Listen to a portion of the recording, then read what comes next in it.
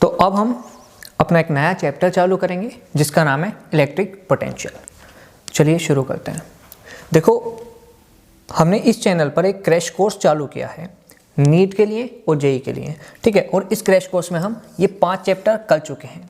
अगर इन 5 चैप्टर में से आपने कोई भी चैप्टर नहीं किया है तो आप जाकर देख सकते हैं, ठीक है। आज हम करने जा रहे हैं इलेक्ट्रिक पोटेंशियल चैप्टर को, ठीक है। चलिए, सबसे पहले हम देखेंगे पोटेंशियल डिफरेंस, ठीक है। अब देखो, अगर ये एक ए पॉइंट है और ये बी पॉइंट है और हमने क्यू चार्ज को ए पॉइंट से बी पॉइंट पर लेकर गए, ठीक है, तो इस केस में potential at B minus potential at A हो जाएगा work done by external agent, जितना भी हमने वर्क किया क्यू चार्ज को ए पॉइंट से बी पॉइंट ले जाने में, अपॉन मैग्नीट्यूड ऑफ चार्ज, मतलब इस क्यू चार्ज का कितना मैग्नीट्यूड है, ठीक है। चलिए, अब हम देखेंगे पोटेंशियल एट अ पॉइंट। देखो, पोटेंशियल एट अ पॉइंट नहीं डिफाइन है, हमेशा डिफाइन है पोटेंशियल डिफरेंस, ठीक है। लेकिन हमने ज़बरदस्ती पोटेंशियल एट अ पॉइंट को डिफाइन किया है, ठीक है। वो देखते हैं कैसे। देखो, पीछे हमने क्या पढ़ा कि एक बी पॉइंट था, एक ए पॉइंट था, हमने क्यू चार्ज को बी पॉइंट से ए पॉइंट तक लेकर गए, तो इस केस में पोटेंशियल क्या हो जाएगा, potential at A minus potential at B is equal to work done by external agent from B to A upon charge of, ठीक है, मैग्नीट्यूड ऑफ चार्ज, ठीक है। अब हमने क्या किया, पोटेंशियल एट अ पॉइंट को डिफाइन करने के लिए बी पॉइंट को इनफाइनाइट मान लिया, ठीक है। मतलब जैसे ही हमने बी पॉइंट को इनफाइनाइट मान लिया तो यहाँ पर बी की जगह किसका पोटेंशियल आ जाएगा, इनफाइनाइट का पोटेंशियल, ठीक है। तो अब देखो, फिर हमने डिफाइन किया कि पोटेंशियल एट इनफाइनाइट 0 होगा और पोटेंशियल एनर्जी एट इनफाइनाइट भी 0 होगा, ठीक है। तो हमने पोटेंशियल एट अ पॉइंट को डिफाइन करने के लिए एक पॉइंट को इनफाइनाइट मान लिया, तो जैसे ही इसको इनफाइनाइट मान लिया तो इसका जो पोटेंशियल होगा वो हो जाएगा 0। तो यहाँ पर हमको एक पोटेंशियल एट अ पॉइंट मिल जाएगा जिसकी वैल्यू होगी work done by external agent from infinite to that point upon charge, ठीक है। तो ये पोटेंशियल एट अ पॉइंट आपको पता होना चाहिए। चलिए, अब देखो, potential due to a system of charges. देखो, पोटेंशियल जो है वो एक स्केलर क्वांटिटी है, मतलब ये डायरेक्टली ऐड हो जाएगी, ठीक है। अब मान लीजिए यहाँ पर Q1 चार्ज है, यहाँ पर Q2 चार्ज है, यहाँ पर Q3 चार्ज है, ठीक है। अब हमसे पूछा है P पॉइंट पर पोटेंशियल डिफरेंस बताइए, ठीक है। तो देखो, पोटेंशियल P पॉइंट पर चार्ज Q1 की वजह से होगा, चार्ज Q2 की वजह से होगा और चार्ज Q3 की वजह से होगा, ठीक है। तो Q1 की वजह से कितना पोटेंशियल होगा, वो होगा KQ1 अपॉन R1। Q2 की वजह से कितना पोटेंशियल होगा, KQ2 अपॉन R2। Q3 की वजह से कितना पोटेंशियल होगा, वो होगा KQ3 अपॉन R3, ठीक है। मतलब आप सिंपली ऐड कर सकते हो, ऐड इसलिए कर सकते हो क्योंकि पोटेंशियल जो है वो एक स्केलर क्वांटिटी है। और ध्यान रखना, Q1, Q2 और Q3 विथ साइन रखोगे आप, मतलब पॉजिटिव की वजह से पोटेंशियल भी पॉजिटिव होगा जबकि निगेटिव की वजह से पोटेंशियल निगेटिव होगा, ठीक है। चलिए, अब देखो, work done in moving a charge. अब देखो, एक क्यू चार्ज है, इसको हम इनिशियल पोजीशन से फाइनल पोजीशन तक लेकर गए, ठीक है। तो इस केस में work done by external agent हो जाएगा Q V final minus V initial. यहाँ पर वी फाइनल क्या है, potential of final position, V initial क्या है, पोटेंशियल ऑफ इनिशियल पोजीशन, ठीक है। चलिए, अब देखो, electric potential on the axis of a ring. अब देखो, ये एक रिंग है जिसका रेडियस कैपिटल R है और इस पर प्लस क्यू चार्ज डिस्ट्रीब्यूटेड है, ठीक है। अब देखो, हम इसके सेंटर पर एक x दूरी पर P पॉइंट है, तो इस पर पोटेंशियल हमें पता करना है। तो ध्यान रखना, इसकी वैल्यू होती है KQ upon under root X square plus R square. यहाँ पर K क्या है, कूलम्ब्स कांस्टेंट, जिसकी वैल्यू आपको पता होनी चाहिए, वो होती है 1/4 पाई एप्सिलॉन। एप्सिलॉन क्या है, परमिटिविटी ऑफ मीडियम, ठीक है। Q क्या है, जितना भी इस रिंग पर चार्ज है। X क्या है, इस P पॉइंट की रिंग के सेंटर से दूरी। कैपिटल R क्या है, रेडियस ऑफ द रिंग, ठीक है। अब आपने इलेक्ट्रोस्टैटिक्स की वीडियो में, मतलब जो हमने पिछला लेक्चर पढ़ा था उसमें पढ़ा था, electric field axis of ring होती है KQX upon R square plus x square की पावर 3/2, ठीक है। तो ये रिकॉल कराया है मैंने, ठीक है। अब यहाँ पर एक चीज़ और ध्यान रखो, पोटेंशियल एट एक्सिस तो ये होगी, लेकिन हम अगर x की वैल्यू को 0 पुट कर दें, मतलब ये x की वैल्यू 0 पुट हो जाएगी तो ये रिंग का सेंटर हो जाएगा। मतलब सेंटर ऑफ रिंग पर पोटेंशियल होता है, वो होता है K Q upon capital R। ध्यान रखना, अगर आप x की वैल्यू 0 यहाँ पुट कर दोगे तो पोटेंशियल एट सेंटर वैल्यू आ जाएगी KQ अपॉन कैपिटल R। चलिए अब देखो, electric potential due to dipole, एक डाइपोल की वजह से हम इलेक्ट्रिक पोटेंशियल देखेंगे। ठीक है, देखो डाइपोल में नेगेटिव Q चार्ज होता है, पॉजिटिव Q चार्ज होता है, ये कुछ 2L दूरी से सेपरेट होते हैं एक दूसरे से। ठीक है, अब ये सेंटर है। ठीक है, तो यहाँ पर दो केस बनते हैं, एक अगर इस एक्सिस पर देखोगे तो इसको हम कहते हैं एक्सियल पॉइंट, अगर इसके परपेंडिकुलर देखोगे तो इसको हम कहते हैं इक्वेटोरियल पॉइंट। ठीक है, तो पोटेंशियल एट एक्सियल होता है Kp अपॉन R की पावर 2। ठीक है, मतलब Kp अपॉन R स्क्वायर। यहाँ पर K क्या है, कूलम्ब्स कांस्टेंट, P क्या है, इलेक्ट्रिक मोमेंटम। ठीक है, डाइपोल मोमेंटम। ठीक है, इलेक्ट्रिक डाइपोल मोमेंटम। ठीक है, चलिए थोड़ा कंफ्यूज हो गए लेकिन कोई बात नहीं है। और P की क्या वैल्यू होती है, वो होती है Q इंटू 2L। ठीक है, चलिए, और यहाँ पर R क्या है, R है उस P पॉइंट की इस सेंटर से दूरी। ठीक है, और आपने पिछले लेक्चर में पढ़ा था इलेक्ट्रिक फील्ड एक्सियल होती है -2Kp अपॉन R की पावर 3। ठीक है, ये भी मैंने रिकॉल कराया है आपको। ठीक है, और ध्यान रखना ये जो इलेक्ट्रिक फील्ड है वो सिर्फ और सिर्फ शॉर्ट डाइपोल की वजह से है। ठीक है, चलिए अब देखो इक्वेटोरियल पोजीशन पर देखेंगे। ठीक है, तो देखो इक्वेटोरियल पर पोजीशन पर जो पोटेंशियल होता है वो होता है 0, ध्यान रखना। जबकि हमने इलेक्ट्रिक फील्ड कितनी पढ़ी थी, वो पढ़ी थी -Kp अपॉन R की पावर 3। और यहाँ पर नेगेटिव इसलिए आया क्योंकि इलेक्ट्रिक डाइपोल का और इलेक्ट्रिक फील्ड का डायरेक्शन अपोजिट होता है। ठीक है, और ये सिर्फ और सिर्फ शॉर्ट डाइपोल की वजह से इलेक्ट्रिक फील्ड है। ठीक है, चलिए अब देखेंगे हम एट सम जनरल पॉइंट। ठीक है, ना ही हम एक्सियल की बात कर रहे हैं ना ही हम इक्वेटोरियल की बात कर रहे हैं, हम देखेंगे कुछ जनरल पॉइंट पर। ठीक है, तो यहाँ पर देखो जनरल पॉइंट पर,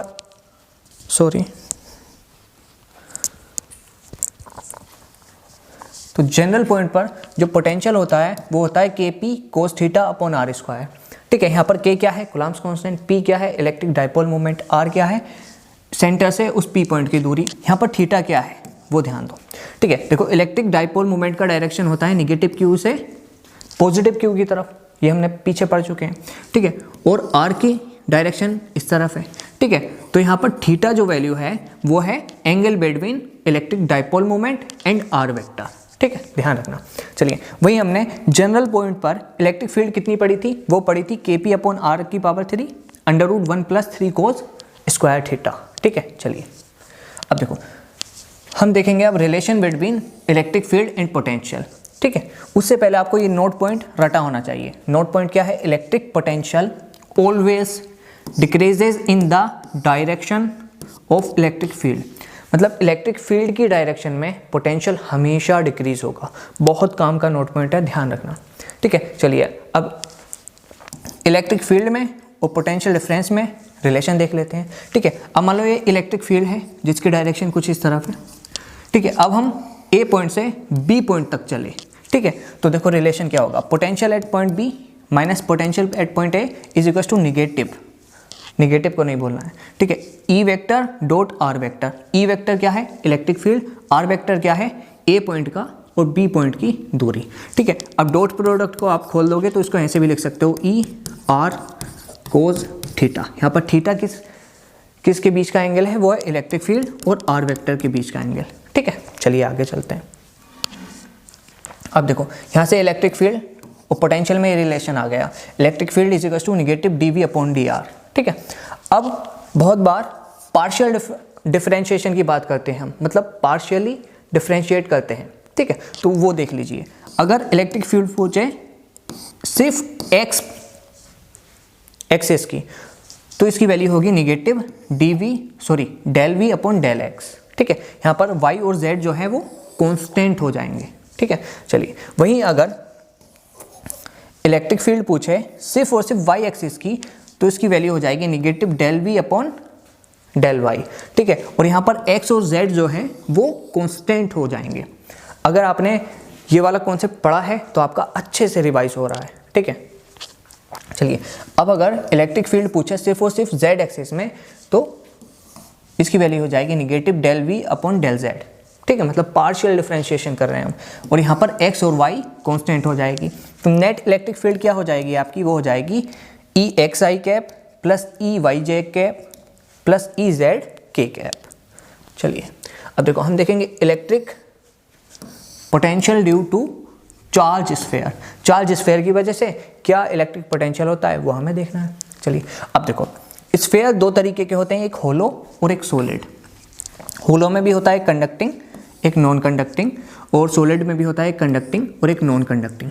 ध्यान रखना, होलो कंडक्टिंग हो या होलो नॉन कंडक्टिंग हो या सॉलिड कंडक्टिंग हो, ये तीनों स्फेयर में चार्ज जो है वो स्फेयर के सरफेस पर रिसाइड करता है, इसलिए इन तीनों स्फेयर की जो प्रॉपर्टीज होती हैं वो सेम होती हैं।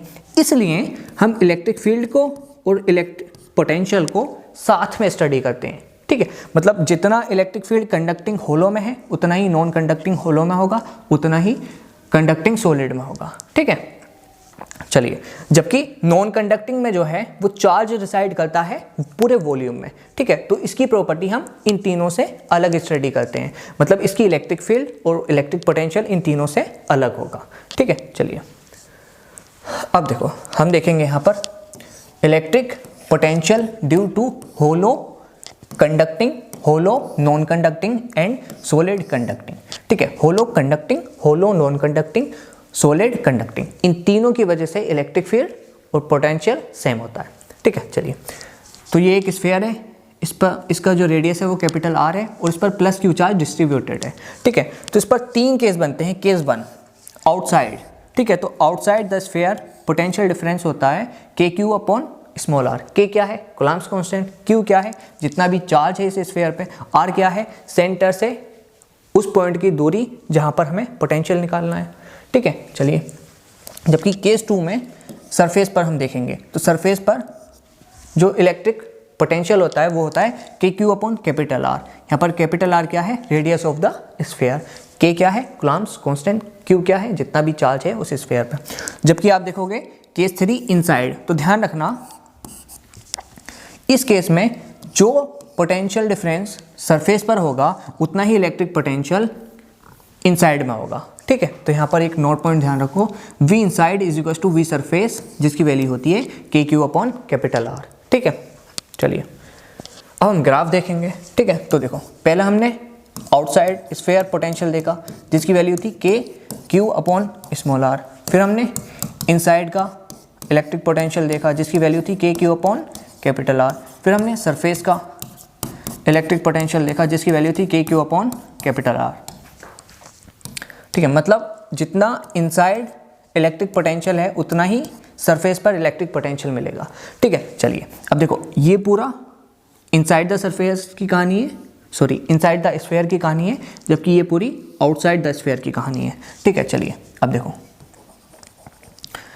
तो इनसाइड इलेक्ट्रिक पोटेंशियल कांस्टेंट होगा और जिसकी वैल्यू होगी के क्यू अपॉन कैपिटल आर, और सरफेस पर भी इसकी वैल्यू होगी के क्यू अपॉन कैपिटल आर।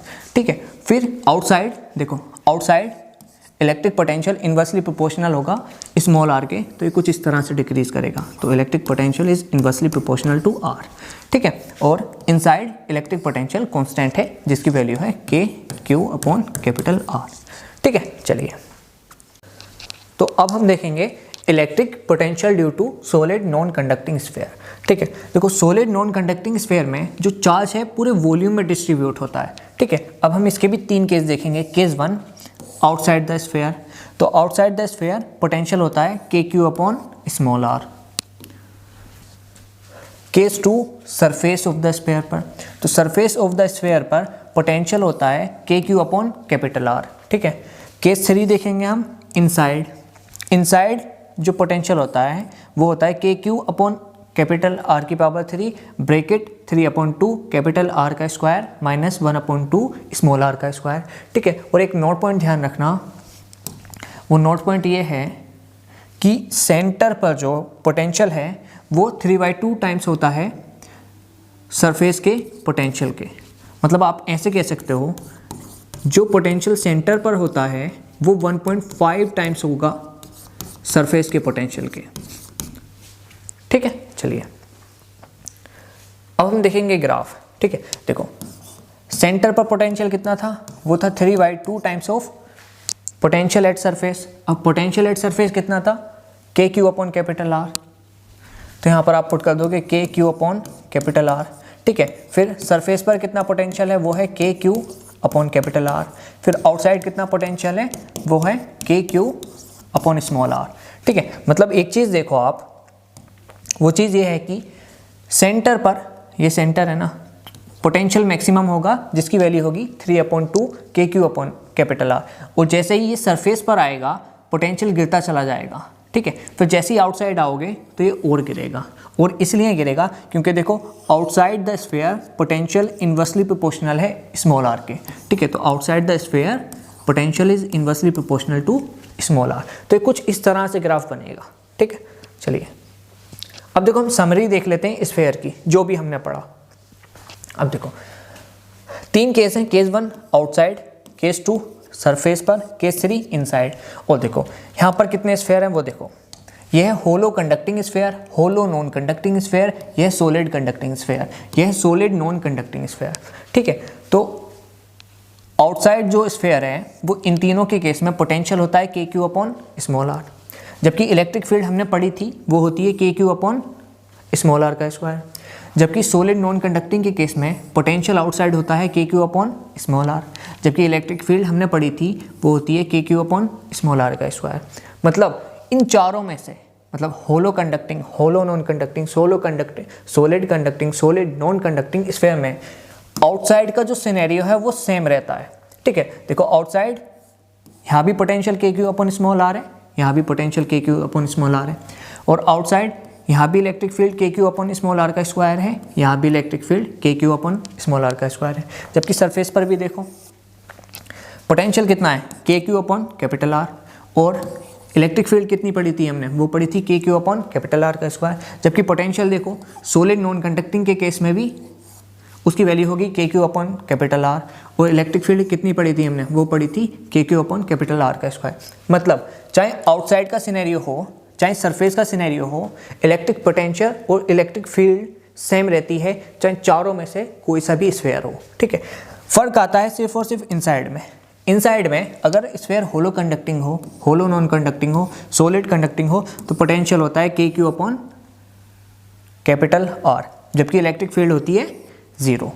जबकि सॉलिड नॉन कंडक्टिंग के केस में पोटेंशियल होता है के क्यू अपॉन कैपिटल आर की पावर 3 ब्रैकेट 3/2 कैपिटल आर का स्क्वायर माइनस 1/2 स्मॉल आर का स्क्वायर। जबकि हमने इलेक्ट्रिक फील्ड पढ़ी थी वो होती है के Q small r upon capital R की पावर 3, ठीक है। मतलब आउटसाइड और सरफेस पर चीज़ें सेम रहती हैं, चेंज आता है तो सिर्फ और सिर्फ इनसाइड पर, ठीक है, ध्यान रखना। चलिए अब हम देखेंगे पोटेंशियल एनर्जी। देखो एक क्यू पॉइंट चार्ज है, आर दूरी पर एक पी पॉइंट है, तो इस पॉइंट चार्ज की वजह से पी पॉइंट पर इलेक्ट्रिक फील्ड जो हमने पढ़ी थी वो होती है के क्यू अपॉन स्मॉल आर का स्क्वायर। पोटेंशियल जो हमने पढ़ा था वो होता है के क्यू अपॉन स्मॉल आर, और पोटेंशियल एनर्जी जो होती है वो होती है 0।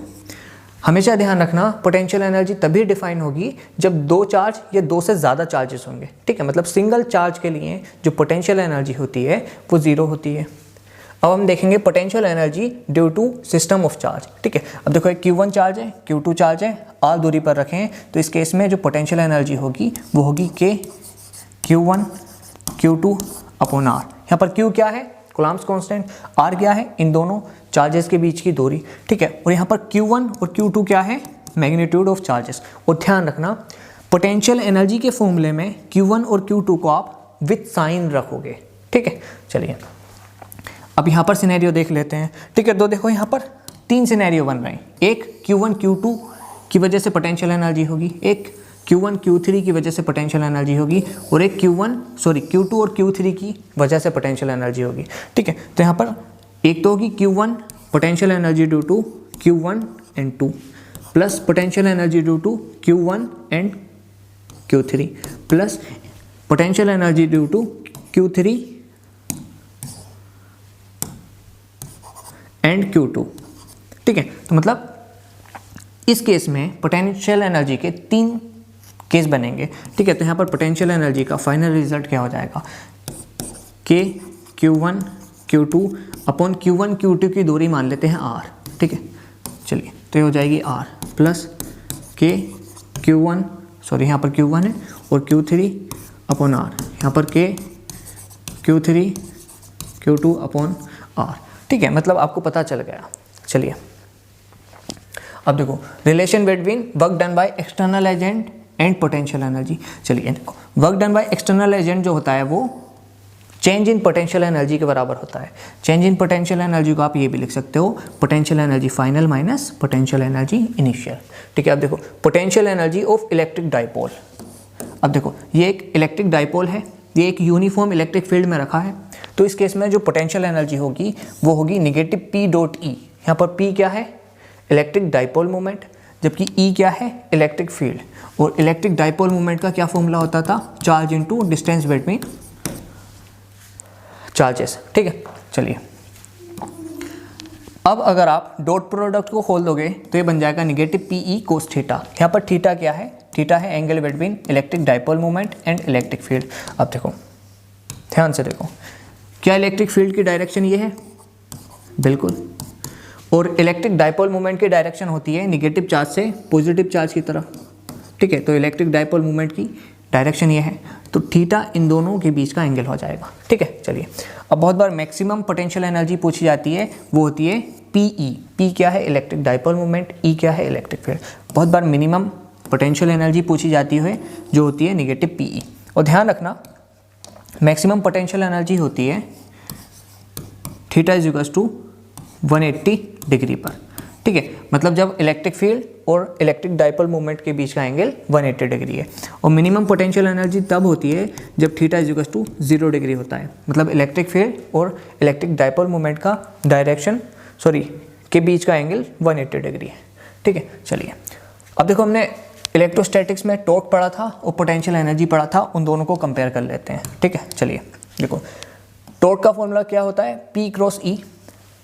तो यहाँ से क्लियरली दिख रहा है कि टॉर्क परपेंडिकुलर होगा P वेक्टर के और टॉर्क परपेंडिकुलर होगा E वेक्टर के।